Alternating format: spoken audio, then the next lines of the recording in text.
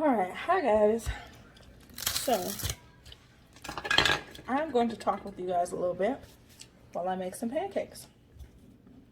So, the type of pancakes I'm going to try and make is oatmeal pancakes.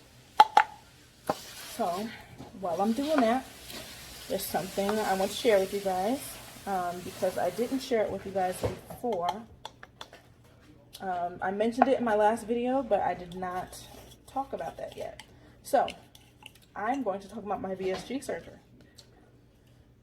So, I am currently enrolled in the Presbyterian Bariatrics program. So, sorry, we just came in from a walk, so I'm kind of tired. But, so, it has been a long time coming, and I have worked very hard to get into this program. So, the way our program works is, in order for you to be on the program, you have to meet a certain BMI and have a comorbidity with it. So I did not have a comorbidity until I did my sleep test. Come to find out, I have sleep apnea. So with my sleep apnea, they measure your what they call an AHI score. I forgot what it stands for, but they measure an AHI score, and if it's 15 or higher, then you can qualify for the program through that. So, then there's the last way is if you have sleep apnea, and even if your AHI score isn't that high, if they have prescribed a CPAP machine for you, then you'll qualify that way, which is how I qualify. So, I meet the BMI requirements. Your BMI has to be like, I think they said 35 and higher with a comorbidity. So my BMI right now I think is like 43, and so I've met the requirement in regard to that, and then I also met the requirement because I have a CPAP machine. My AHI score I think was like a 14 or something like that, and it has to be like 15 and higher. So mine was a 13.5. That's what it was. And so they were like, the only reason why you qualify is because you have a CPAP machine. And if you use your CPAP machine, then you'll stay in the program.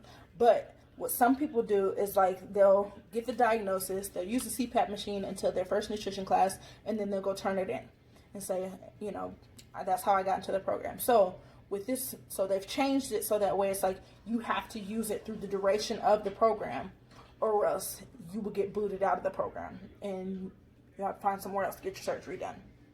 Cool. So I've been using mine. They say you have to use it about 70% of the time, 70% of the month, which is roughly about 22 days out of the month, and you have to use it for 4 hours or more per night. So that's what I did. So I've been using mine religiously. Now, I got mine back in the end of July. So at the beginning of August, they called me and were like, we just wanted to check to see how you're doing with your PAP machine because we're not seeing that you've been using it. I'm like, pause. I've been using my machine religiously. And so they were like, well, for whatever reason, it's not transmitting. So what we'll do is we'll try and, So then what we'll do is we'll go ahead and try and troubleshoot it. Here you go, baby. We'll troubleshoot your machine and see if that'll work. So we did that. It didn't work. So they had to order me another machine. Just got my new machine yesterday. However, I need to get the second part of my power cord because they did not give me that. Hold on. Gigi, give sister her pacifier, please. Thank you. So, give her pacifier, please. All right, thank you. So, so they're gonna check back in with me in a couple of days to see if my machine's working, but I need to go in today so that way I can get my power cord. Anyway, so with my particular program, once you have your initial consultation, then you have your nutrition classes are scheduled, and so this is the order of the process, and then I'll go into detail. So you get your consultation. You have at minimum 3 nutrition classes, and they have to be a month apart. And then within that time frame, you also have to have 2 psych evals done, or like psych appointments or therapy appointments done, and then you get your endoscopy, and then they schedule you for your surgery.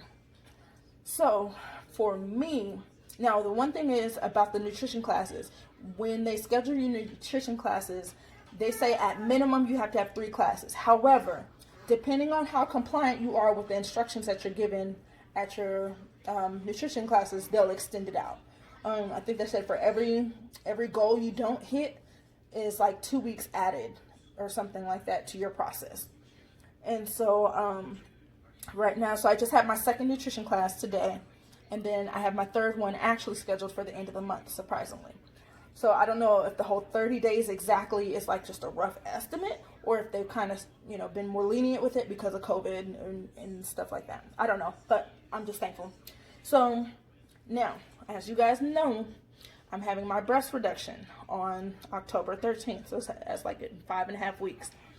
So and I had mentioned to my doctor, I'm like, okay, you know, I know I'm planning to have my breast reduction. How is that going to affect my surgery date with my VSG? How long do I have to wait? So she told me today, she said you have to wait anywhere from 3 to 6 months. So I'm like, oh, okay, well that's not bad, because that'll give me time to recover and stuff like that. And not only that, but I feel like I'm doing pretty good in terms of taking in the information that I'm learning from my nutrition classes and applying it to get results. So, and actually I made another video about that too, which I'll post after this one. So go check that one out after you check out this video. So anyway, long story short, I am in the VSG program.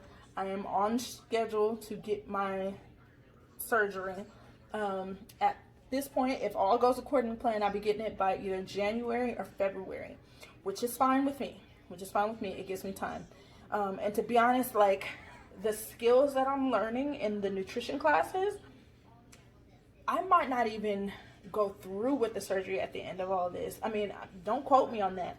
But if I find success and I find that the tools that they've given me have worked to accomplish the goal that I want to accomplish when it comes to my body, then I might not even do the class. So, but yeah, but anyway, I just wanted to let you guys know that that's what's been going on in terms of the VSG surgery.